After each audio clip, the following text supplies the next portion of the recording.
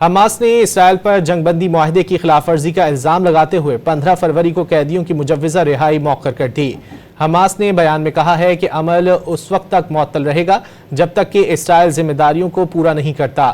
واضح کیا کہ اسرائیل منظم طریقے سے جنگ بندی معاہدے کی گزشتہ 3 ہفتوں سے خلاف ورزی کر رہا ہے۔ حماس کے ترجمان نے کہا کہ وہ معاہدے کی شرائط پر عمل کرنے کے پابند ہیں بشرطے کہ اسرائیل بھی ان شرائط پر عمل کرے۔ دوسری جانب حماس کے اعلان کے بعد اسرائیل نے فوج کو الرٹ رہنے کی ہدایت کر دی۔ تمام فوجیوں کی چھٹیاں بھی منسوخ کر دی گئیں۔ واضح کیا کہ اسرائیل منظم طریقے سے جنگ بندی معاہدے کی گزشتہ 3 ہفتوں سے خلاف ورزی کر رہا ہے۔ حماس کے ترجمان نے کہا کہ وہ معاہدے کی شرائط پر عمل کرنے کے پابند ہیں بشرطے کہ اسرائیل بھی ان شرائط پر عمل کرے۔ دوسری جانب حماس کے اعلان کے بعد اسرائیل نے فوج کو الرٹ رہنے کی ہدایت کر دی۔ تمام فوجیوں کی چھٹیاں بھی منسوخ کر دی گئیں۔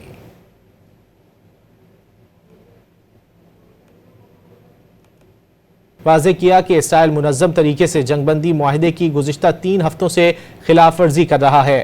حماس کے ترجمان نے کہا کہ وہ معاہدے کی شرائط پر عمل کرنے کے پابند ہیں بشرطے کہ اسرائیل بھی ان شرائط پر عمل کرے۔ دوسری جانب حماس کے اعلان کے بعد اسرائیل نے فوج کو الرٹ رہنے کی ہدایت کر دی۔ تمام فوجیوں کی چھٹیاں بھی منسوخ کر دی گئیں۔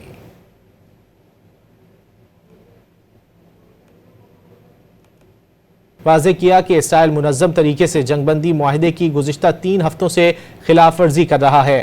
حماس کے ترجمان نے کہا کہ وہ معاہدے کی شرائط پر عمل کرنے کے پابند ہیں بشرطے کہ اسرائیل بھی ان شرائط پر عمل کرے۔